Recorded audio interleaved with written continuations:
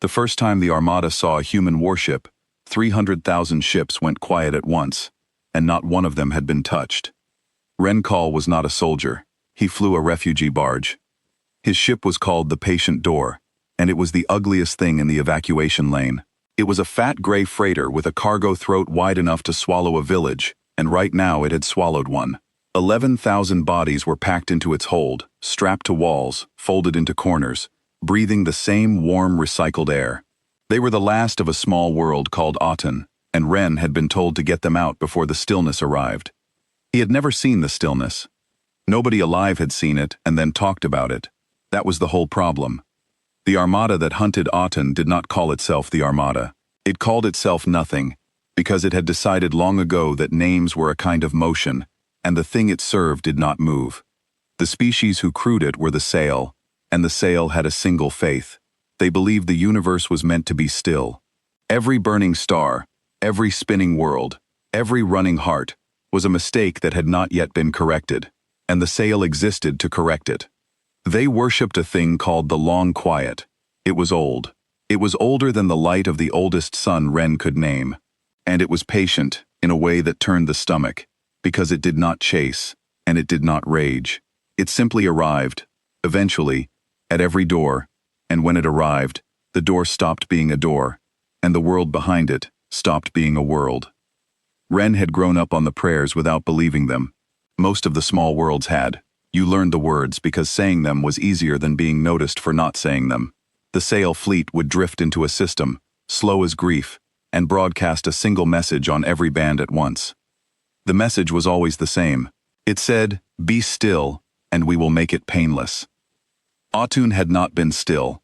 Aten had launched 400 barges in a single night and scattered them into the dark like seeds thrown from a shaking hand. The Patient Door was barge number 209. Ren had watched the count climb on his board as each one cleared the upper sky, and he had felt something he had no word for, watching his whole world try to outrun a thing that never hurried. Now he was 11 days out, deep in the long cold lane between Aten and a relay station called Marrowgate, and the stillness had begun to arrive. It did not look like ships at first. It looked like the stars going wrong. Ren had been at the pilot board for 16 hours when the first one dimmed. A blue star off the port side, a steady old thing he had been using to hold his heading, simply lost a little of its shine. Then a little more. Then it was the color of a coal at the bottom of a dead fire, and then it was gone, and where it had been, there was a smear of dark that drank the light around it. He told himself it was a sensor fault. He told himself that for almost a minute. Then the second star went, and the third, and he understood that he was watching the edge of the Armada move across the sky, and that the dark was not empty. The dark was full. It was so full that it ate the stars behind it, and the only reason he could see anything at all was that the dark had not yet reached him. A voice came up from the hold on the internal line. It was an old woman named Sepha, a keeper of records, one of the few aboard who had agreed to ride near the front where the comms were. Her voice was very steady, which made it worse. "Ren," she said, "the children are asking what the noise is." "There is no noise," Ren said. "They can feel it in the deck," Sepha said. "A low one. It started a few minutes ago." Ren put his hand flat on the pilot board. He felt it too. Then, now that he was looking for it, a hum, far below hearing, more in the bone than in the ear. It was the Armada's drive field, 300,000 ships pushing the same slow note through the fabric of space, and it had reached the Patient Door the way a tide reaches a stone, long before the water does. "Tell them it is the engine," Ren said. "Tell them we are going faster, and the engine is happy." Sepha was quiet for a moment. "I will tell them that," she said, and Ren was grateful, because they both knew the engine could not go faster, and they both knew what the note was. And an old keeper of records and a tired barge pilot had just agreed, without saying it, to lie to 11,000 frightened people for as long as the lie would hold. The forward scope filled. Ren watched the count climb the way he had watched the barges climb, except this time, it did not stop. 2,000 contacts, 20,000. He stopped reading the number when it passed 100,000, because the number meant nothing anymore. It was simply more than the sky could hold, and still it grew. The Sile did not hail him. That was the cruelty of it. They did not demand surrender. They did not threaten. They had decided that the patient door was a small motion in a large stillness, and they were coming to correct it, the way you might smooth a wrinkle out of a cloth, and a wrinkle does not get a warning. Ren keyed the long-range band, the wide one, the one every fleeing barge had been told to keep open in case Marrow Gate had anything to say. Marrow Gate had nothing to say. Marrow Gate was gone. He found that out when he heard the recording, a loop, a flat automated voice repeating that the station had ceased function, and that all approaching vessels should hold for instructions that would never come. So that was it then, 209, and however many of the other barges were still alive out here in the cold, and no relay, and no help, and behind them, a wall of dark that ate suns. Ren looked at the scope and did the only arithmetic that mattered. At the rate the dark was crossing the sky, the Armada's leading edge would reach the patient door in a little under 4 hours. He did not tell Cepha that. He sat in the pilot chair, in the low light of the failing instruments, and he listened to the hum climb into his teeth, and he thought about 11,000 people in the hold who were singing a soft song now. He could hear it on the internal line, a flat, hopeless song they sang on a tune at the burials, and he thought, with a calm that frightened him more than fear would have, that he was about to watch them all be made still. That was when the other contact appeared. It came up on the scope from the wrong direction entirely, not from behind, where the dark was, from ahead, from the empty lane, the dead lane, the direction of murdered Marrow Gate, where nothing living was supposed to be. It was a single mark, one ship, and it was small. Ren almost did not look at it twice. One ship, against the dark behind him, was a joke too sad to laugh at. He had a wall of 300,000 at his back, and a single contact ahead, and his first thought, his honest first thought, was that some other poor barge had wandered into the lane, and was about to die beside him. Then the contact pinged him, a clean, narrow beam, polite as a knock, and a voice came onto the band Marrow Gate had stopped using. The voice was calm. It spoke in trade standard, the rough common tongue of the small worlds, but the accent was strange, flat and warm at once, like nothing Ren had heard. "Refugee vessel," the voice said. "This is the warship out of Sundermere.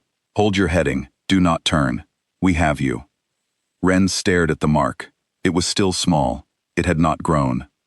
"Warship," he said into the band, and his own voice cracked on the word. "Warship. There is a... behind me there is... Do you see what is behind me?" "We see it," the voice said. There was no fear in it at all. That was the thing Ren would remember for the rest of his life, however long that turned out to be. There was no fear in the voice. "We have been watching it for some time. Keep your people calm. You are going to fly straight past us, and you are not going to look back." "Past you," Ren said. "There is nowhere to go past you. There is only... it is the whole sky." "Not the whole sky," the voice said, almost gently. "Just most of it. Hold your heading, patient door. Help is here." And on the scope, the single small mark turned, slow and certain, and put itself between the fat gray barge and the wall of dark that ate the stars. The mark stayed small on Ren's scope, because the scope was a cheap freighter unit that measured threat, not size, and it had decided the single ship was no threat at all. The scope was wrong about almost everything. The one thing it got right was that it could not measure the ship's intent, because the ship had not yet shown any, and a thing that has not yet acted reads as harmless to a machine. Ren brought the optics around. He had a real lens on the nose of the patient door, a good one, salvaged from a survey rig, because a barge pilot who could not see a rock in the lane was a dead barge pilot. He swung it forward and found the warship and looked at it with his own eyes for the first time. For a long moment he did not understand what he was seeing, because his mind kept trying to make it smaller. It was not small. The scope had lied. The ship was the length of a mountain range. It was a long dark wedge, blunt at the front and ridged along its flanks, and it was the color of wet iron, with no shine to it anywhere, as though it had been built specifically to refuse light rather than carry it. There were no lines of windows, no festive running lamps, no proud markings of a great house. There were only 3 letters near the prow, raised out of the hull in plain hard shapes, scarred and pitted as if something had tried to scrape them off and failed. The letters said Earth. Ren did not know the word. He filed it away. He would learn it later, and learning it would change him. The warship hung in the lane with its long flank turned toward the dark, and now that Ren had it in the real lens, he could see the things that made his stomach drop. The hull was old. Not old like a derelict, not pitted with neglect. Old like a blade that had been used. Every surface of it was marked. There were long scores down the flanks, dozens of them, each one wider than the patient door, and they were not damage. They had been polished. Someone aboard that ship had taken every wound it had ever received and worn it like a record, and the record was long, and the record was all of victories, because a ship that had lost the fights that made those marks would not have been here to wear them. "Sepha," Ren said quietly into the internal line. "Bring the children to the forward ports, the ones who can walk, quietly. Ren. There is something out here they should see," he said. "It is on our side. I want them to see it before. I just want them to see it." He did not finish the sentence. Sepha did not make him. Behind the patient door, the wall of dark had stopped growing. Ren noticed it the way you notice a clock that has stopped, by the sudden wrongness of a thing that should be moving and is not. The Armada had been crossing the sky at a steady, grinding pace for an hour. Now the leading edge of the dark had paused. Not retreated. Paused. 300,000 ships of the long quiet, the largest, still thing ever assembled, had seen the single warship turn its flank to them, and they had stopped to look. This is the part Ren could never properly explain afterward, because he had been on the wrong side of it. He had been the rabbit, not the wolf. He could only tell people what he saw from the outside. It was the Sael who carried the inside of it, and the Sael did not speak of it for a long time, and when they finally did, they spoke of it the way you speak of a thing that broke you. Here is what happened inside the dark. The Armada of the Long Quiet was crewed by a creature that did not feel fear, because fear is emotion, and the Sael had spent 100,000 years pruning motion out of themselves, the way a gardener prunes a tree into a shape. They did not flinch. They did not startle. They had corrected 10,000 worlds and felt nothing for any of them, because to feel something for a corrected world would have been to admit the world had mattered, and a thing that matters is a thing that moves you, and the Sael did not allow themselves to be moved. A watcher of the third still rank, a Sael named Oreso, sat at the seeing board of the lead correction vessel, and looked at the warship and felt, for the first time in a life that had lasted 400 years, his own heart move. He did not have a word for it at first. The Sael had cut the word out of their language deliberately, the way they cut everything. But the thing arrived in him anyway, climbing up out of some old buried place that no amount of pruning had reached. And it was this: the warship was not afraid. Every world the Long Quiet had ever corrected had been afraid. That was the proof the Sael lived for. A world ran, and a world hid, and a world built barges and threw them into the dark. And all of that running was the world admitting that the Long Quiet was right, that motion was a mistake, that the only sane response to the stillness was the terror that came before surrender. The fear was the confession. The Sael had grown to need it. They did not say so, because needing was emotion, but they needed it, and the warship out of Sundermere was not giving it to them. It had turned its flank. It had stood between the dark and a single fat barge full of weeping refugees, and then it had done the thing that broke the first crack into Oreso's faith. It had hailed them. The Long Quiet did not hail. The Long Quiet was hailed. Worlds begged it, prayed to it, cursed it, but no world had ever opened a channel and simply spoken to it as an equal, because there were no equals. There was only the stillness, and the things that had not yet been made still.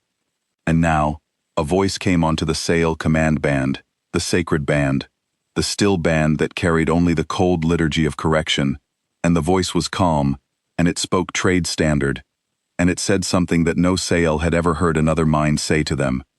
It said, "You can stop now. You don't have to be this." Oreso felt the crack widen. He looked along the seeing boards of the bridge and saw his still brothers and sisters sitting in their cold rows, and he saw that they had all heard it too, and that for the first time in any of their lives, they did not know what to do, because there was no liturgy for being spoken to kindly by the thing you had come to kill. They had a response for fear. They had a response for hatred. They had no response for a warship the length of a mountain range, turning its scarred flank to 300,000 of them, and offering, of all the unthinkable things, mercy. "Continue the correction," said the first still, the master of the Armada, from the deep chamber where he sat alone. His voice came onto the bridge flat and old. "It is a single vessel. It is afraid and hiding its fear behind words. Pass through it. Correct the barge. Correct the warship. Continue." So the Armada moved again. The dark began once more to cross the sky. And the warship out of Sundermere, the Earth, did not move at all. Ren watched it from the patient door, his hands frozen on the board, and behind him, the children had begun to gather at the forward ports, small shapes pressing their faces to the cold transparency, and Sepha among them with her hand on a little one's shoulder. They were silent. Even the babies were silent. 11,000 people had felt the hum stop and start again in their bones, and they had crowded to the front of a barge to look at the only thing in the universe that was standing between them and the end, and not one of them made a sound. "What is it?" a child asked, finally. A girl, maybe 7, with her hand flat against the port. "It's a ship," Ren said. "Whose ship?" Ren opened his mouth to say he did not know, but the voice on the band had given him an answer, and so he gave it to her. "Ours," he said. "I think it's ours now." On the scope the dark reached forward, and the leading vessels of the Armada came on, and the warship let them come.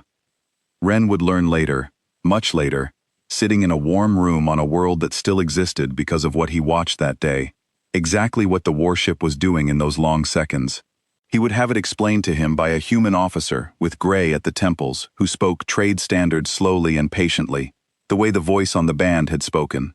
The officer would tell him that a human warship does not fire first. He would say it the way you state a law of the world, the way you say water runs downhill. A human warship does not fire first, it waits. It lets the other thing decide what kind of day it is going to be, and then it answers the decision. Ren did not understand that yet, out in the cold lane with the dark closing in. All he understood was that the leading Ciel vessels were almost on the warship now, close enough that even his cheap scope could see them, hundreds of them, then thousands, a smooth, dark tide of correction ships sliding toward the single wedge of iron, and the wedge of iron simply sat there, broadside, scarred, patient, with its 3 hard letters facing the barge, and its long flank facing the end of everything. The first sail vessel reached the warship and fired the correction. Ren did not know what to expect. He had grown up on stories of the long quiet, on the prayers, on the whispered descriptions of what the correction did. It was not a weapon the way a barge pilot understood weapons. It did not burn or break. It stilled. The sail had learned, over 100,000 years of patience, to reach into a thing and stop it. Stop the heat in a star. Stop the spin of a world. Stop the small, frantic motion of a heart. The correction was the most terrible thing in the known dark, precisely because it did not look like violence. A world that was corrected simply went quiet, and stayed quiet, forever, with everything still standing exactly where it had been, perfectly preserved, perfectly dead. The correction reached out from the lead Solel vessel and touched the warship out of Sundermere. And nothing happened. Ren leaned forward. He thought his scope had failed. He thought the warship had been stilled, and he was looking at a corpse that had not yet stopped looking alive. He waited for the long dark wedge to go cold and quiet the way Marrowgate must have gone, the way Atun was surely going right now, far behind, beyond the edge of the dark. The warship did not go quiet. The warship turned. It was the slowest thing Ren had ever seen, and the most certain. The mountain range of iron rotated in the lane, ponderous, deliberate, bringing its blunt prow around, and as it turned, the 3 letters swung away from the barge and toward the dark, and Ren understood that the ship was no longer guarding. It was aiming. Inside the Armada, Oresso watched the correction strike the warship and fail. He did not understand it as a failure at first. Nothing failed against the long quiet. The correction had stilled stars. It had stopped the cores of worlds. He sat at his seeing board and watched the reading come back, and he kept waiting for it to make sense, and it would not make sense, because the warship was still warm. It was still moving. The correction had reached into it the way it had reached into 10,000 other things, and it had found, instead of a heat to still, or a spin to stop, something it could not take hold of. The Sciel had a word for things that could not be corrected. They had used it exactly once in their history, in their oldest records, about the long quiet itself, the thing they served. The word meant, roughly, the already still, the thing that motion cannot touch because it has nothing left to take. But the warship was not still. The warship was full of motion, full of heat, full of 1,100 living human hearts, and 100,000 running machines, and a fury that the correction could feel the moment it touched the hull. A deep, patient, organized fury, and the correction recoiled from it the way a hand recoils from a stove. That was the first horror, and it spread through the Armada in less than a minute. 300,000 still vessels learned, one relayed reading at a time, that the correction did not work on the warship. The thing they served, the stillness, the great equalizer that had unmade 10,000 worlds, had reached out and been refused. The Sciel did not panic. They had cut panic out of themselves, but something moved through them that was worse than panic, because panic at least knows what it is afraid of. What moved through the Armada was doubt, and a still creature has no defense against doubt, because doubt is the one motion they had never learned to prune, having never before had reason to feel it. Oreso turned in his seat. Down the long cold rows of the bridge, his still brothers and sisters were turning too, slowly, toward the deep chamber where the first still sat alone, and Oreso understood that all of them were waiting, for the first time in their lives, to be told what to feel. In the deep chamber, the first still gave the only order his faith allowed. "It is one ship," he said. "Bring the whole quiet upon it. Correct it together. Nothing has ever survived the whole quiet at once." And so the Armada gathered itself. 300,000 correction vessels turned their prows toward the single warship and reached out as one, all of them. Every reservoir of stillness the long quiet had hoarded across 100,000 years, focused down into one point of the lane, onto one long dark wedge of scarred iron, with 3 hard letters on its prow. Ren felt it before he saw it. The hum in his bones spiked into a roar he could feel in his teeth, and his eyes, and the roots of his hair, and the children at the ports cried out, and the lights of the patient door dimmed as the very space around the barge seemed to thicken and slow, the way the air thickens before a storm breaks. Ren's heart stuttered in his chest. He felt his own blood trying to go still. He felt, for one endless instant, the edge of what the correction was, the great patient invitation to simply stop, to lay down the exhausting motion of being alive, to be smoothed flat like a wrinkle in a cloth. And then the warship out of Sundermere absorbed all of it, the whole quiet, every drop of stillness 300,000 ships could pour, and the long dark wedge of iron drank it down into its scarred old hull, and held it, and did not stop. The hum cut off, the lights came back. Ren gasped air into a chest that had nearly forgotten how, and at the forward ports 11,000 people breathed again at once, a single ragged sound, like a wave pulling back from a shore. On the scope, the warship finished turning, settled its blunt prow dead onto the heart of the dark, and opened a channel one last time, the wide band. The band the whole Armada was listening on, the band Ren was listening on, the band the dead recording from Marrowgate had been looping uselessly across. "This is the warship out of Sundermere," the calm voice said, and now, for the first time, there was something underneath the calm, something that was not anger and was not fear, but was older and harder than both. "You came a long way to make us quiet." A pause. Out in the dark, 300,000 still hearts that had never moved in their lives waited to hear what the warship would say, and Ren would swear to the end of his days that he felt the whole sky lean in to listen. "Now," the voice said, "you'll learn what humans do with quiet." The warship did not fire a beam. Ren had braced for a beam, for some great lance of light to cut across the lane and split the dark. That was how a barge pilot imagined a warship killed. He had it wrong, the way he had everything about the Earth wrong, because he was measuring a human thing with the only ruler the small worlds had ever been given, and the ruler was too short. What the warship did was open its flanks. All along the mountain range of iron, the polished scars split, and behind each one was a tube, and the tubes were aimed. There were thousands of them. Ren's cheap scope tried to count them and gave up. the way it had given up counting the Armada. The warship had carried its weapons inside its own wounds, hidden them in the marks of every battle it had ever survived, so that an enemy looking at the long dark hull would see only an old ship covered in scars, and would never understand that the scars were the gun ports, that the wounds were the teeth, that a human warship grew more dangerous with every hit it took, because it learned where to put the next door. Then the warship spoke in fire, and Ren finally understood why the sail had stopped. The first volley left the earth in a single breath. Thousands of rounds, fired together, not spreading wide but threading the dark in long straight lines, each round riding the path the one ahead had cut, so that the warship did not scatter its fury across 300,000 ships. It drilled.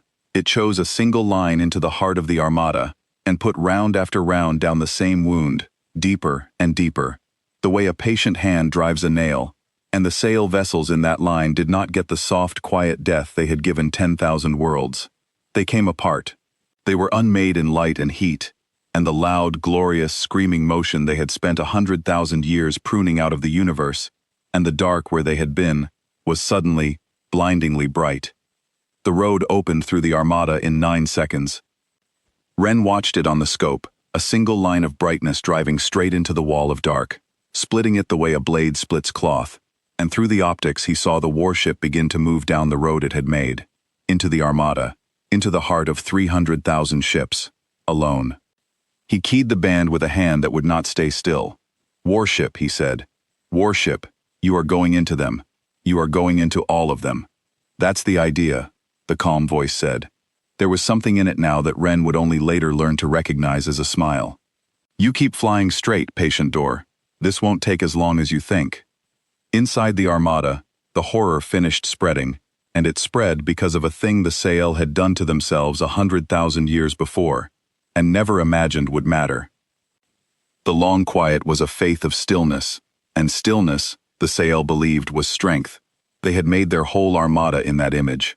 The ships did not maneuver, because maneuvering was motion, and motion was weakness. They held formation, vast and perfect and unmoving, a single still wall, because they had never in their history faced a thing that could hurt them, and so they had never needed to move. Their formation was a cathedral, not a fist. It was built to be looked at and feared, not to dodge. And a thing that does not move is the easiest thing in the universe to drill. The warship out of Sundermere drove down the road it had cut, and the Armada could not get out of its way, because the Armada had forgotten how to get out of anything's way, because nothing had ever come at it before. The sail vessels in the warship's path tried, at the last, to scatter, and discovered that they did not know how. They had pruned the skill out of themselves along with the fear.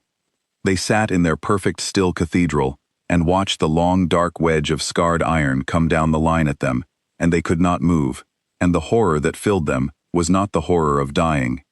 It was the horror of understanding, all at once, in the last seconds, that the stillness they had worshipped was not strength. It had never been strength. It had been a choice, never to be tested, and the test had finally arrived, in the shape of a single human warship that had spent its whole long life being tested and wearing the proof. Oreso sat at his seeing board and watched the road open toward the deep chamber, where the first still waited, and he did the thing no Sael had done in 100,000 years. He stood up out of his seat. It was a small motion. It was the smallest motion a Sael could make. But it was forbidden. It was heresy. It was the body admitting that the still rows of the bridge were not where it wanted to be. And as Oreso stood, he felt the eyes of his still brothers and sisters turn to him, and he felt, in the deepest buried place that no pruning had reached, that some of them wished they had stood first. "Sit," said the voice of the first still, on the bridge band. "Sit, watcher. The quiet does not stand." Oreso did not sit. "It is going to reach you," he said. He had never spoken to the first still in his life. No third-rank watcher spoke to the master of the Armada. But the liturgy was broken now, lying in pieces on the floor of his certainty, and he found he could say anything at all. "It is coming down the road, and it is going to reach you, and the quiet cannot stop it, and you knew. You have known since it drank the whole correction and did not stop. You are sending us into it one ship at a time so that you can keep believing, for a few minutes more, that the stillness is true. The first still did not answer at once. On the scope, in the deep chamber, on the bridge, 300,000 still vessels listened, and the warship came on. When the first still finally spoke, his old flat voice had a crack in it that no Sael had heard before, and the crack was the same crack Ren had heard in the human voice, except that where the human's crack had been old hard grief turned to purpose, the first still's crack was simply the sound of a thing breaking that had never bent. "It cannot be true that we are wrong," the first still said. "We have corrected 10,000 worlds. If we are wrong, then we are not the hand of the stillness. We are only murderers. 10,000 worlds of murder. I would rather the warship be a demon than carry that." "So it is a demon. Continue the correction." And Oreso understood, standing alone at his broken board, that the master of the Armada would let every ship in the long quiet die before he let himself believe the simple true thing the human voice had offered them on the band. "You can stop now. You don't have to be this." The first still could not stop, because to stop was to admit what they were, and the weight of 10,000 quiet worlds was more than any faith could lift. So Oreso did the second forbidden thing. He left his post.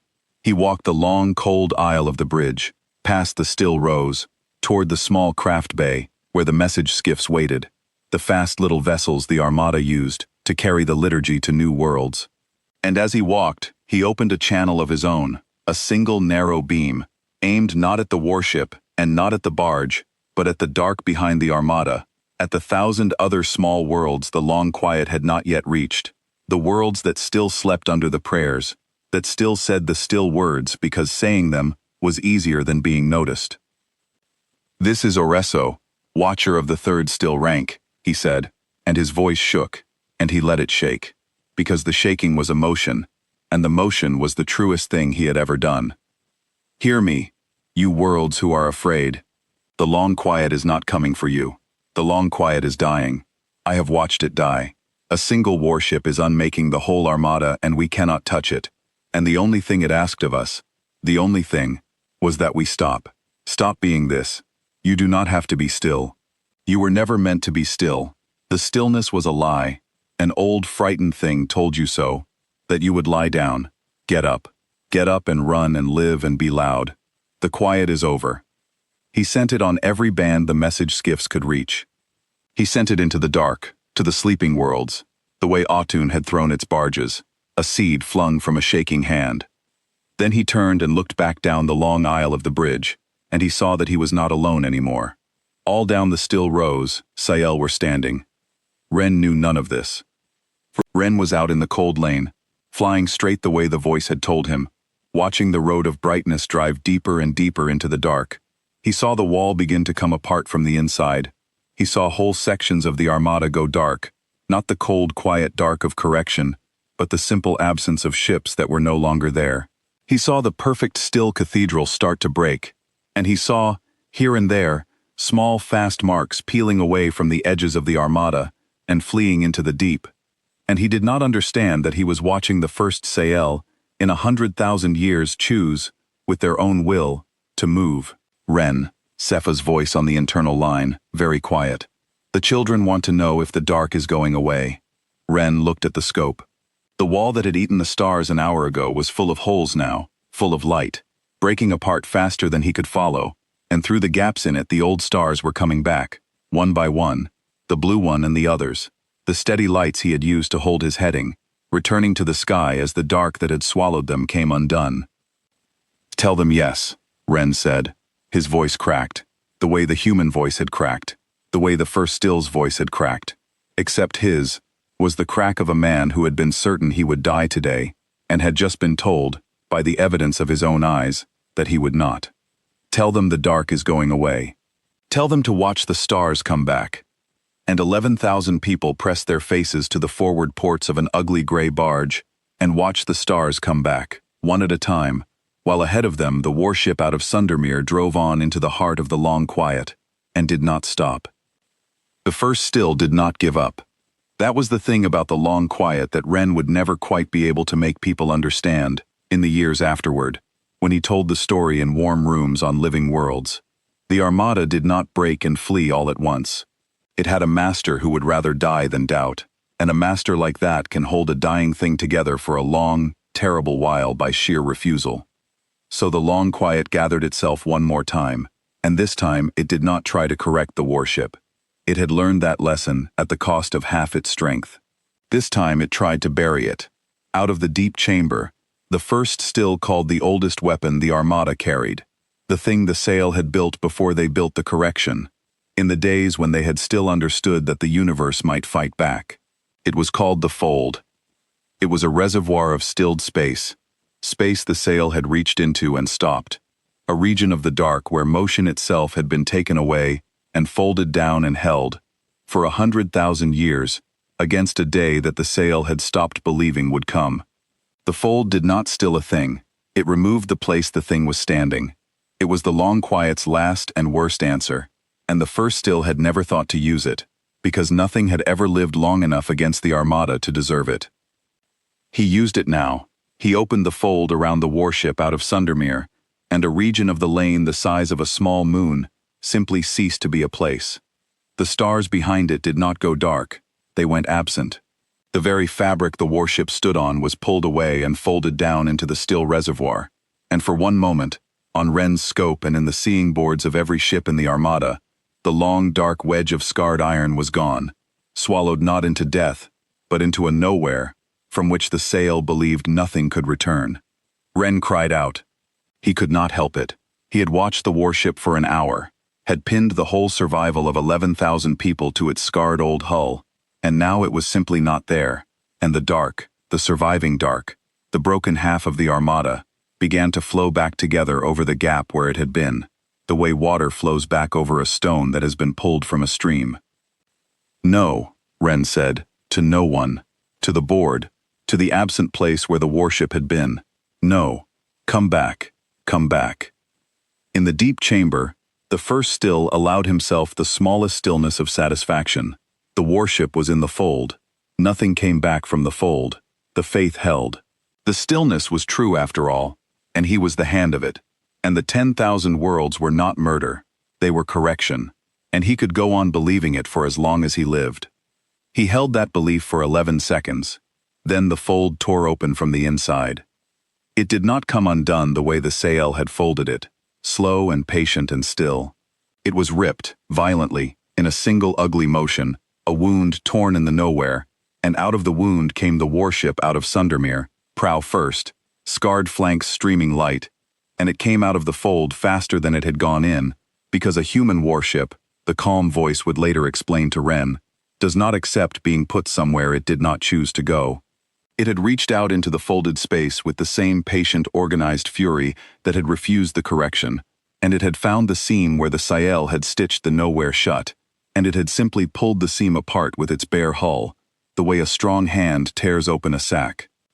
And it came out angry. The warship had not been angry before. Ren understood that now, watching it return. Everything before this had been a kind of patience. The warship had let the sail decide what kind of day it was going to be. It had absorbed the correction. It had drilled its road. It had even, somewhere in its long dark heart, hoped that the offer on the band would be taken, that the Armada would stop, that this would not have to be what it became. The fold ended the patience. The fold was the long quiet, reaching out to erase not a world, but the warship itself. The place where 1,100 human hearts were beating, and the warship answered the way a thing answers when something has tried to make it cease to exist.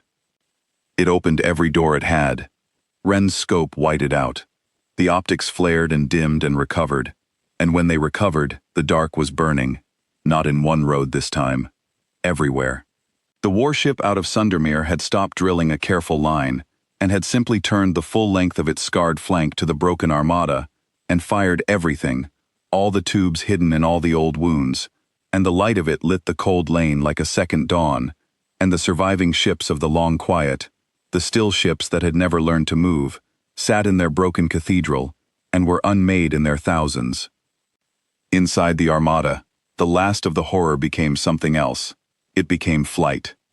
Oresso, standing in the craft bay with 100 sail who had left their posts behind him, felt the fold tear open, felt the warship come back, and knew that the first still's faith was finished, not because the master would admit it, but because the Armada no longer cared what the master believed. The still rows were emptying. Sail, who had not moved in 400 years, were moving now, pouring toward the craft bays, toward the skiffs, toward any small fast thing that could carry them out of the breaking cathedral and into the deep dark where the warship was not. The long quiet, the great still faith that had unmade 10,000 worlds, was running. It had become, in its last hour, exactly the thing it had spent 100,000 years despising. It had become a world throwing barges into the dark. The irony of it nearly broke Oresso a second time. But he did not have time to be broken. He had a craft bay full of heretics looking at him, waiting, the way the bridge had waited for the first still, and he understood that the waiting was the same hunger Ren's child had answered when she asked whose ship it was. The Sail had spent 100,000 years being told what to feel. Now they were free, and freedom was terrifying, and they did not know what to do with it, and they were looking at the first one of them who had stood. "We go to the worlds," Oresso said. "The ones we have not yet reached, the ones still sleeping under the prayers. We go to them, and we tell them the truth, with our own mouths, and we spend whatever is left of our lives undoing what we did. That is the correction now. We correct ourselves." And the heretics of the long quiet poured into their skiffs and fled the dying Armada, not into the dark to hide, but outward, in every direction, carrying Oresso's message to 1,000 sleeping worlds. The seeds flung from a shaking hand. The Sail had thrown barges at last, and the barges were full of the truth. The first still felt the Armada empty around him. He sat alone in the deep chamber, and felt the ships go dark, not from correction now, but from the warship's fire, and felt the skiffs flee, his own crews fleeing, the faithful becoming heretics, the still becoming loud, and he understood at last that he had lost, not the battle, which had been lost the moment the correction failed, but the thing he had spent his life protecting, which was the right to believe he had not been a murderer. But the first still was not finished, because a thing that will not doubt is also a thing that will not yield, and the master of the long quiet had one weapon left that even Oresso had not known existed. He woke the reserve. Far behind the breaking Armada, in a cold orbit the Sail did not speak of even among themselves, there was a second fleet.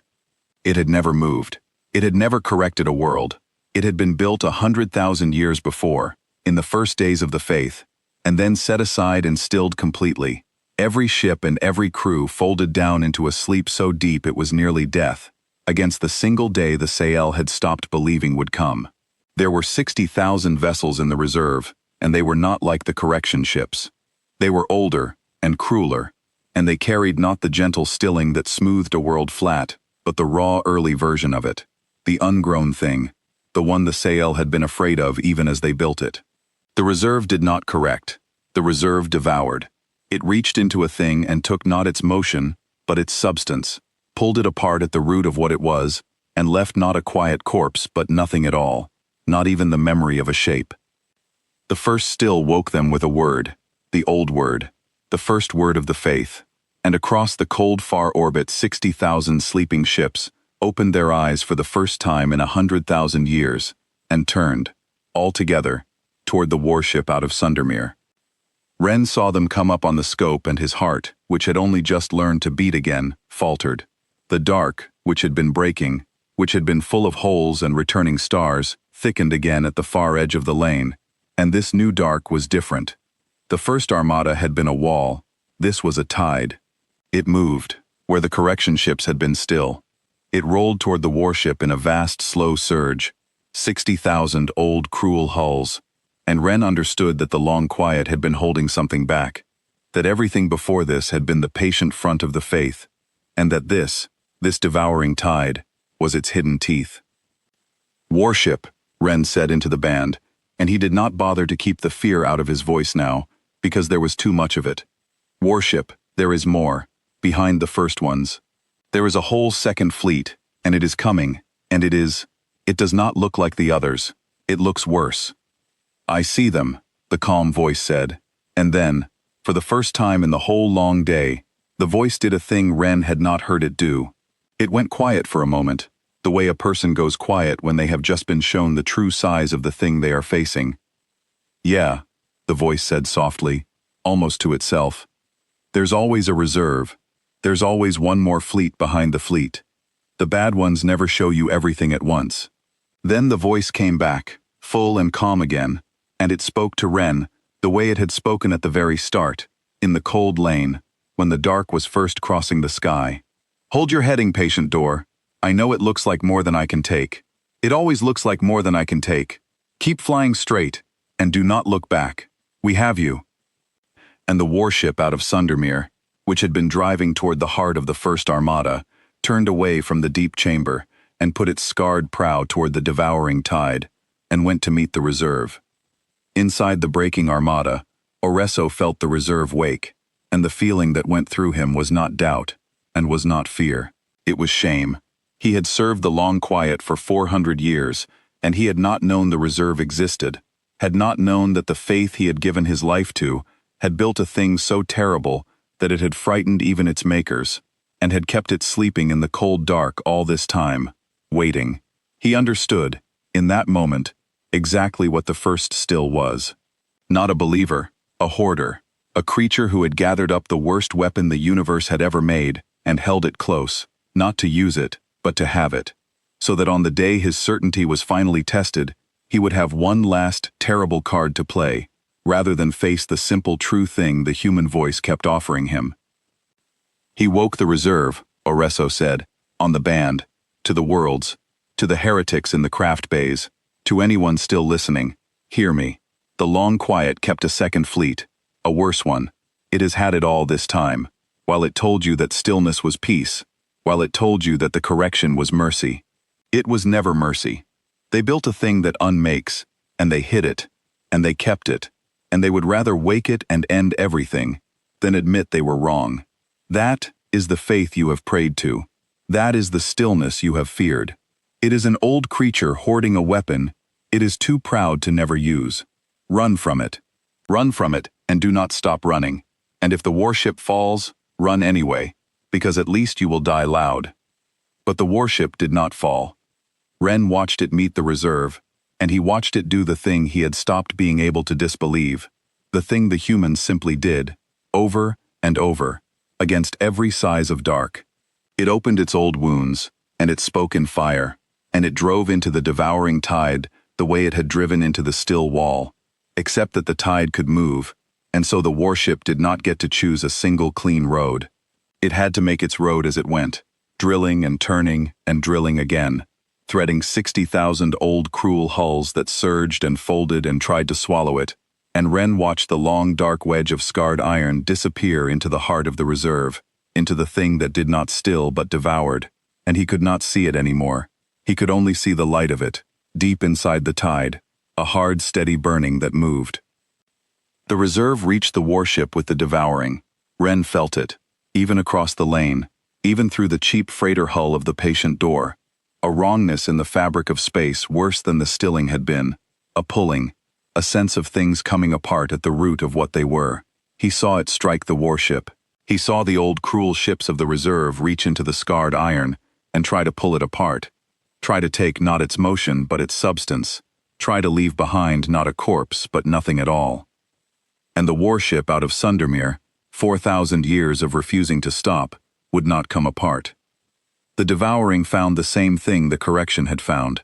It reached into the hull looking for the seam, the place where a thing could be taken hold of and pulled, the root of what the warship was, and the root of what the warship was the refusing, and you cannot pull apart a refusing, because it is not a substance, and it is not a motion, it is a choice, made and remade, 10,000 times across 4,000 years, by every crew that ever stood the long dark watch on that scarred old hull.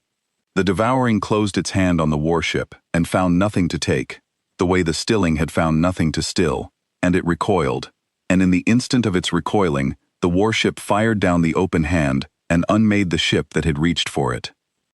The reserve learned fear. That was the thing that finished the Long Quiet, in the end. The correction ships had been pruned of fear across 100,000 years, but the reserve had been asleep through all that pruning.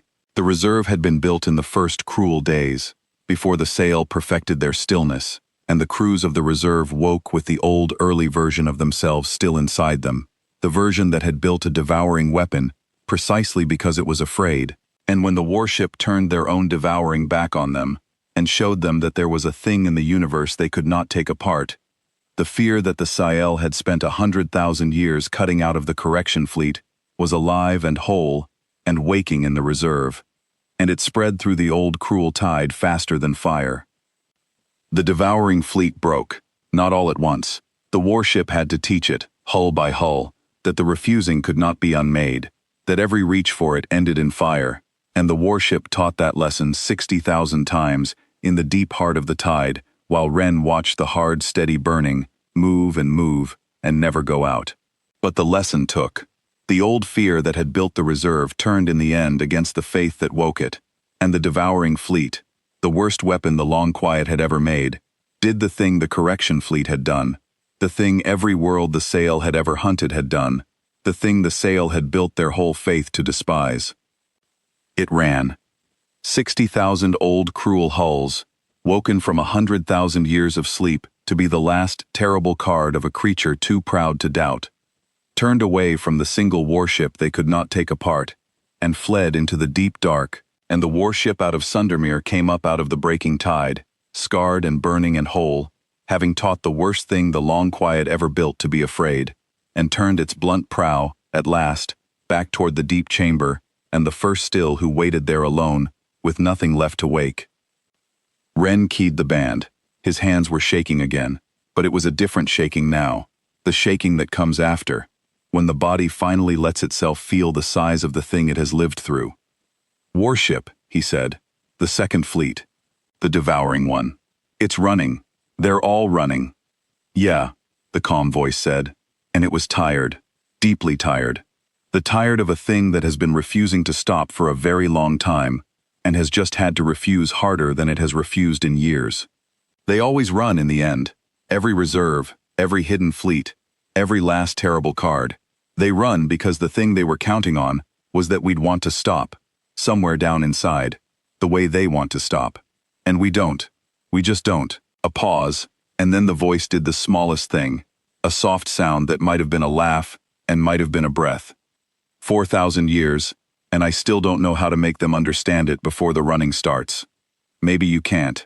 Maybe it's the kind of thing you have to lose a whole armada to learn. The voice gathered itself. You still flying straight, patient door?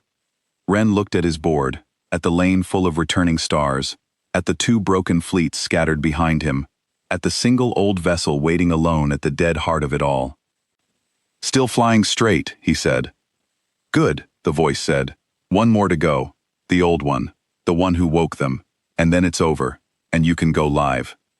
The warship out of Sundermere reached the deep chamber. It did not fire on it.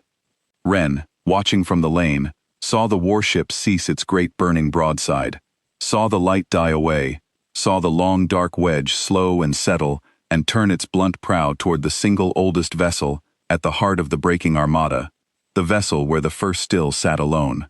And the warship opened the band one last time, the wide band, and the calm human voice came onto it, and it was tired now, the way a voice is tired after a long hard thing, but it was still calm, and it was still kind, and that was the most terrible mercy of all. You're the last one, the voice said. Your ships are gone. Your crews are running. There's nothing left for you to correct. I'm not going to fire on you. A pause. In the deep chamber, the first still said nothing. I've fought a lot of things that wanted everyone dead, the voice said. Most of them, when they lose, they want to take something with them. So I'll tell you what I told the first one of you, a long way back, when this all started. You can stop now. You don't have to be this. You can fly that old ship out of here and go find one of those worlds your people are running to. And you can spend the rest of your life being something other than the hand of a thing that eats stars. The offer's still open. It was always open. We never wanted the dark. We just wanted you to stop bringing it.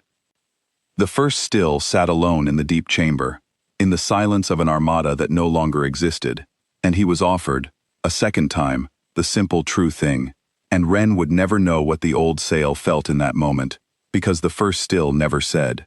No one ever knew what passed through the master of the Long Quiet at the end, alone in the dark with the weight of 10,000 worlds, and a human warship telling him, gently, that he was allowed to put it down. What everyone knew was what he did. The single oldest vessel of the long quiet turned, slow and certain, away from the warship, and away from the worlds, and away from the fleeing skiffs. And it pointed its prow at the empty deep dark, where no living thing waited, and it lit its drive and went, alone, into the dark. And it did not stop, and it did not answer the band again, and it was never seen by any living thing for the rest of recorded time.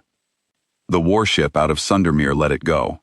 Wren watched the last vessel of the Armada dwindle into the deep and disappear, and he keyed the band with a hand that had finally, after 4 hours, gone still in the good way. The way a hand goes still when the shaking is finished, because the fear is finished. "Warship," he said. "It's leaving, the last one. It's just leaving." "Yeah," the calm voice said. "They do that, sometimes, the worst ones. When they finally understand they can't make everyone else as empty as they are, they go off alone, to be empty by themselves.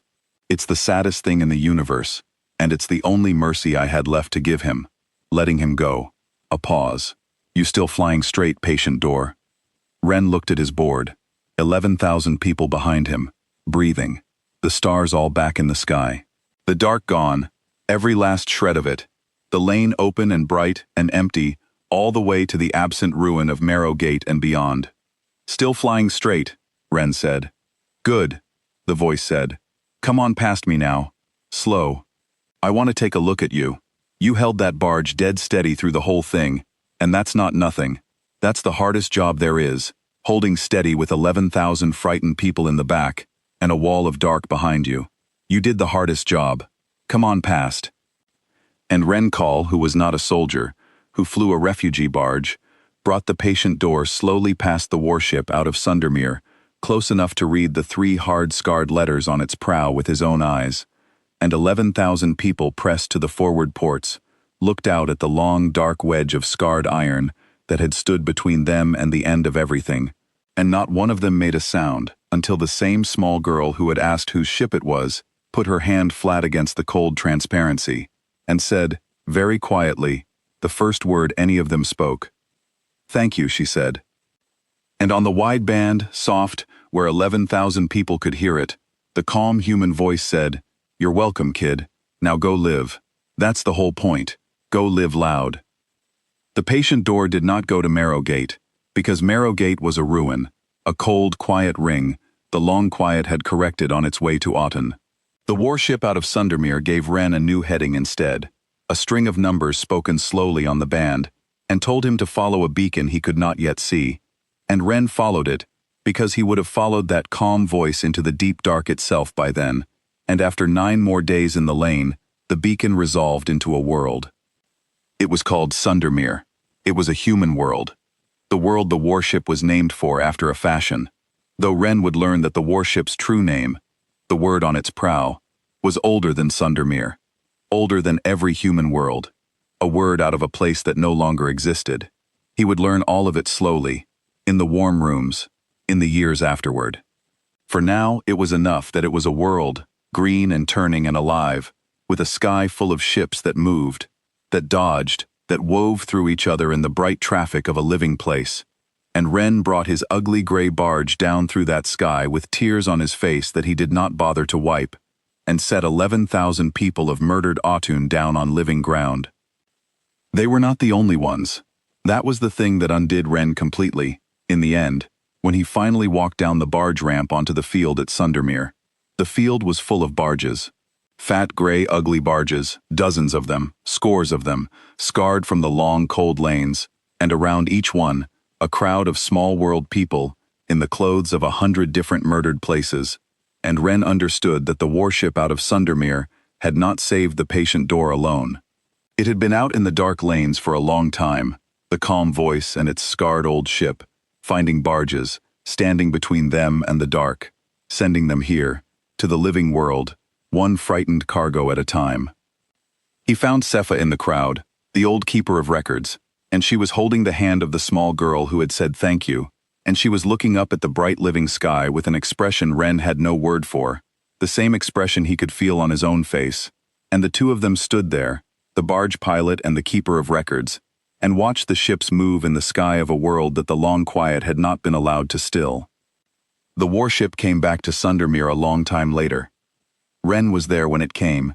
He had stayed on the world, because there was nowhere else he wanted to be, and he had spent the time helping the new ones come down, the barges that kept arriving out of the lanes, fewer now as the dark emptied of the things that had hunted them. He was on the field when the sky filled with the long dark wedge of scarred iron, settling down out of the bright traffic, and the whole field went quiet to watch it.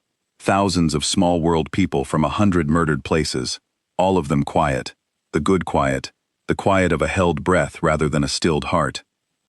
The warship landed, which Ren had not known a thing that size could do, and a ramp came down, and the crew of the Earth walked out onto the field at Sundermere, and Ren saw, for the first time, the humans. They were not what he had built in his mind.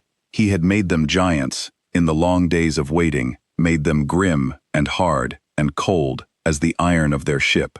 They were not. They were ordinary. They were tired-looking people in worn work clothes, men and women with grease under their nails and lines around their eyes, and they walked down the ramp slowly, the way people walk after a very long shift, and the first one off the ramp was a woman with gray at her temples and a calm, tired face, and when she spoke, Ren knew the voice. It was the voice from the band. It was the voice that had said, "Help is here," that had said, "You can stop now," that had said, "Go live loud." He learned her name later. It was Captain Iola Varen, and she had commanded the warship out of Sundermere for 40 years, and the ship had been old when she took it, and it had been old when the captain before her took it, and the scars on its flanks went back further than any human record on Sundermere could follow, all the way back to the murdered place whose name it wore. He learned, too, the thing that finished his understanding of what he had seen in the lane, the thing the captain told him herself, the first time they spoke, in one of the warm rooms, with the bright living sky in the window. "You want to know why it didn't work on us," she said. "The quiet. The correction. You've been chewing on it for a year. I can see it on you." Ren admitted that he had. "It's not a trick," the captain said. "There's no special metal in the hull, no shield, nothing they couldn't have built themselves, if they'd ever once tried to build instead of unmake. The reason the quiet didn't work on us is the same reason it didn't work on you, in the back of that barge, holding steady for 4 hours, with the whole sky coming down behind you." She tapped the table between them, once, a small motion, the smallest. You can't still a thing that has already decided to keep going. The quiet only works on things that, somewhere deep down, want to stop, want the running to be over, want to lie down. Those old ones, the Sael, they spent 100,000 years making themselves into things that wanted to stop, and then they couldn't understand why everyone else didn't want it too, so they decided everyone else was a mistake. She shook her head, slowly. "Humans don't want to stop, that's the whole secret. There's no metal in it. We just never learned how to want the quiet. Every time something's tried to teach us, we've buried the teacher and gone back to work. That ship out there is 4,000 years of refusing to stop. That's all it is. That's all it ever was." The quiet reached into it, looking for the part of us that wanted to lie down, and it couldn't find one, because we cut that part out a long time ago, the same way they cut out their fear. We just cut out a different thing. Ren thought about that for a long time. He thought about it for the rest of his life, in fact, and he never fully got to the bottom of it, but he carried it, the way he carried the word Earth, and it changed him, the way the captain had said it would. There was a reckoning, of a kind, though it was not the kind the small worlds had imagined in their darkest prayers. They had dreamed, on the worlds that survived, of a day when the long quiet would be made to answer for the 10,000 it had stilled, and they had imagined that answering as something loud and terrible, a punishment to match the crime. It was not that. The long quiet could not be punished, because the long quiet was already gone. 2 of its fleets lay scattered and silent in the cold far lanes, and its master had flown alone into the deep dark to be empty by himself, and the thing the small worlds were left with was not an enemy to be punished, but a wound to be tended, and a truth to be carried, and a great deal of work. So the reckoning was the work. The heretics of the Sael went to the worlds the faith had hunted, and they did not ask to be forgiven, because they understood that forgiveness was not theirs to ask for. They asked only to be put to use. They flew the supply lanes that the murdered relay stations could no longer cover. They helped raise the new beacons that would warn the next small world if the next patient dark ever came. They sat with the old keepers of records on 100 worlds, and gave them the names, the true names, of the 10,000 stilled places, every one the long quiet had taken, so that the worlds that lived could write them down and remember them, and so that the worlds that had died would at least not be forgotten the way the Sael had once tried to forget their own fear. Oreso himself spent the rest of his long life at that work, and he was buried, when it was finally over, not on a Sael world, but on a small green one called Faerun, that the long quiet had been 3 days from reaching when the warship came, and the people of Faerun put a single hard word on his stone, the human word, the one he had learned to live by. It said loud. Ren learned the cost the warship had paid. In time. He had thought, in the lane, that the warship had taken no harm, because it had never faltered, never slowed, never given the smallest sign that any of it was hard. He had it wrong, the way he had everything about the humans wrong. He learned the truth in the warm room from Captain Varen, who told it to him plainly, because she told everything plainly, and because she thought he had earned it. The reserve had hurt the ship. The devouring, the thing that reached for the root of what a thing was, had not been able to take the warship apart, but it had not left it untouched either. It had cost the crew. Across the long hours in the heart of the tide, while Ren watched a hard, steady burning that never went out, the warship had been losing people, in ones and twos, in the deep compartments where the devouring reached closest before the fire turned it back. The crew of the Earth had not made a sound about it on the band. They had held the ship steady, and the voice calm and the offer open, the whole time, while they carried their own out of the breached compartments and kept the guns firing, because that was the job, and because 11,000 people in a barge and 1,000 sleeping worlds in the dark were counting on the voice staying calm. "We don't tell the barges," Captain Varen said, when Ren asked her why she had never once let it show. "You were holding 11,000 people steady, with nothing but the sound of my voice. If my voice had cracked, you'd have cracked, and the barge would have cracked, and we'd have lost the very thing we were bleeding to save. So the voice stays calm. That's the discipline. That's the whole discipline, right there. You hold steady so the people behind you can hold steady. You did it in that barge for 4 hours. We've been doing it for 4,000 years. She was quiet for a moment. The ship never failed. It never will. That part's true. And it's not bravado. It's just what the ship is. But the ship is people, Ren. The ship not failing means people deciding, over and over, in the worst hours, that they will not let it. That's the cost. That's what the scars on the hull actually are. Every one of them is somebody who held steady so the next somebody could. Ren carried that too, with the word Earth, and the lesson of the refusing. He understood, after that, why the field at Sundermere had gone quiet when the crew walked down the ramp, ordinary and tired in their worn clothes. They were not the giants he had built in his mind. They were people who had learned to hold steady so that others could, and there was nothing in the universe rarer or harder or more worth being quiet for than that. Ren went to the cold far lanes himself, once, years later, when the worlds were loud again, and there was time for such things. He took a fast little craft out to the place where the 2 broken fleets lay scattered, the wall and the tide both, 300,000 and 60,000 silent hulls drifting in the dark where the warship had left them. No one had touched them, no one wanted to. The small worlds had decided, together, to leave the broken Armada exactly where it lay, a monument, the largest monument in the known dark, to the one thing the universe could never make quiet.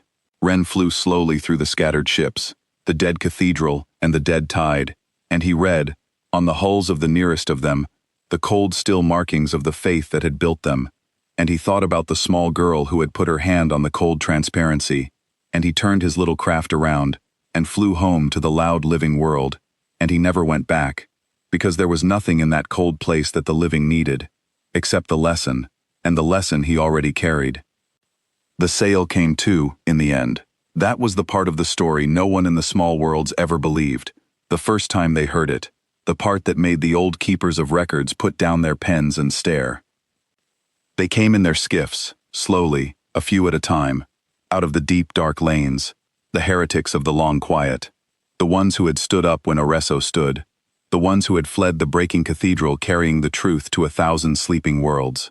They came to Sundermere because it was where the warship was, because they had decided, in the long cold flight, that they owed something to the world the warship had come from, and they did not know what else to do with the owing except bring it here. Oreso was the first of them to land. Ren was on the field when he came, the way he had been on the field for everything, and he watched the Sael skiff settle down among the human ships, small and gray and battered, and he watched the ramp open, and he watched the first of the long quiet who had ever chosen to move walk out onto the living world. The humans did not raise a weapon. Ren had braced for it, the way he had braced for the beam in the lane, and he had it wrong again, the way he always had it wrong about the humans. Captain Varen walked out across the field alone, in her worn work clothes, with grease under her nails, and she stood in front of the Sael who had stood up, and the two of them looked at each other, the captain of the warship that had unmade the Armada, and the watcher who had broken the faith that crewed it, and for a long moment, neither of them said anything at all. Then the captain put out her hand, in the human way, the way humans had been putting out their hands to each other for 4,000 years of refusing to stop, and she said, "I heard your broadcast, the one you sent into the dark, to the sleeping worlds. Get up and run, and live, and be loud." She almost smiled. "We've got a saying a lot like that. Took us a few wars to learn it. Welcome to the loud." And Oreso, watcher of the third still rank, who had been pruned of his fear and his motion, and his very capacity for hope, across 400 years of stillness, looked at the human hand, held out to him, and made the largest motion of his entire life. He took it. The worlds came back loud after that, not all at once. The dark had been deep, and the long quiet had been long, and a thing that has been still for 100,000 years does not learn to be loud in a season. But Oreso's seeds had landed. The sleeping worlds woke, one by one, and threw off the prayers, and looked up at skies that were no longer being eaten, and began, slowly, the terrifying glorious work of moving again. The Sael heretics went out among them, the way Oreso had said, spending the rest of their lives undoing what they had done, and the small worlds, who had every reason to hate them, did the strange human-taught thing instead, and let them. There was too much work to do to spend it on hate. There were skies to fill with moving ships, and fields to fill with growing things, and children to teach that the quiet was over, and that they were allowed, at last, to be loud. Ren stayed on Sundermere. He gave up the barge in the end, not because he stopped flying, but because there were no more frightened cargoes to carry out of the dark having been emptied of the thing that made cargoes frightened. He taught instead. He taught the new pilots, the small world ones and, in time, the Sael ones, the young heretics who came to Sundermere wanting to learn to fly the way the humans flew, weaving and dodging and alive. And he was good at it, because he had held a barge dead steady for 4 hours, with the whole sky coming down, and there is no better teacher of steadiness than a person who has needed it absolutely. He kept one thing from the lane. He had asked the captain for it, the first time they spoke, almost shy, and she had given it to him without a word. A single small fragment of the warship's hull, scarred and pitted, scraped from one of the old polished wounds during a refit, no bigger than his hand. He kept it on the wall of the warm room where he taught, and the young pilots always asked about it, the small world ones and the Sael ones both, and Ren always told them the same thing.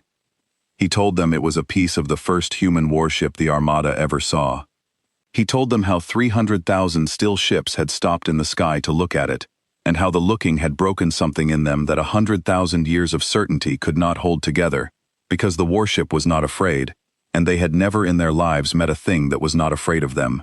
He told them about the correction that did not work, and the road of fire, and the fold that tore open from the inside, and the last vessel of the long quiet flying alone into the deep dark to be empty by itself.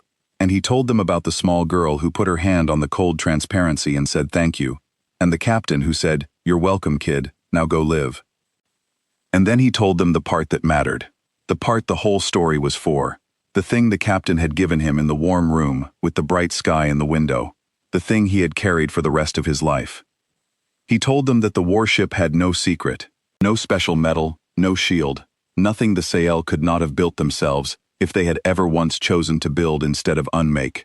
He told them that the quiet only worked on things that, somewhere deep down, wanted to stop, and that the only reason the warship had stood when the whole sky came down on it was that it had spent 4,000 years refusing, absolutely and without exception, to want the quiet. That is the only thing that saved you, Ren told them. The small world children and the sail children.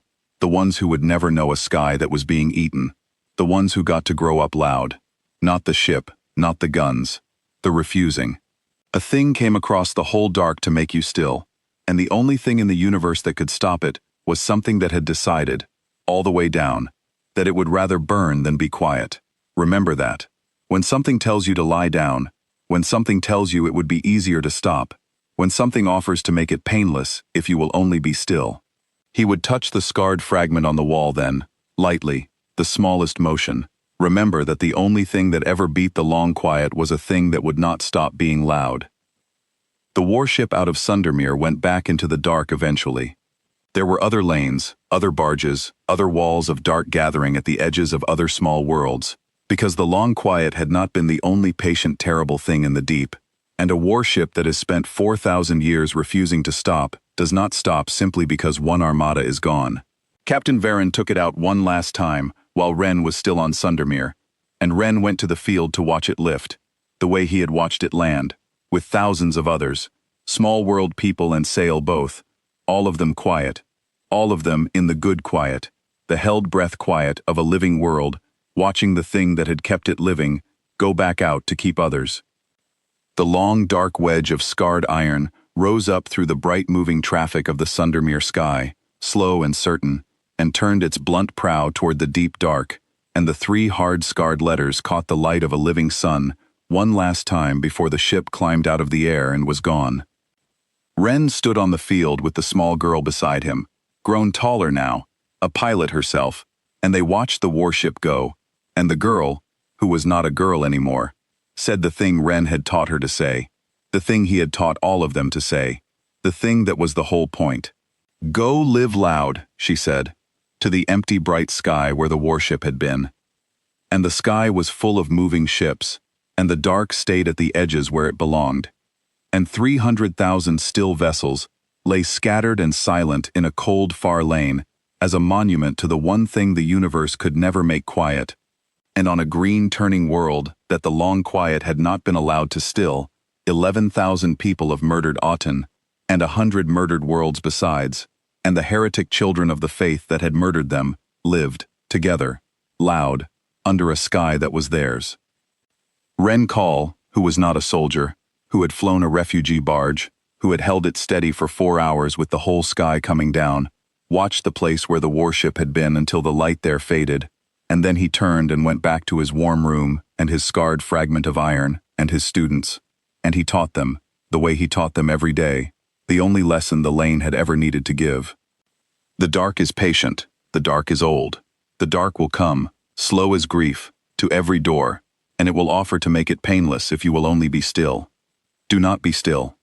Be loud, and keep moving, and refuse it all the way down, and when the night is darkest, and the sky is full of the wall that eats the stars, hold your heading, and do not look back, and remember that somewhere out in the deep, on a long dark hull covered in the polished scars of 4,000 years of refusing to stop, there are 3 hard letters that a whole armada once looked at and lost its faith, and that the warship is still out there, and that it is still coming, and that it has never, not once, in all the long age of the dark, arrived too late.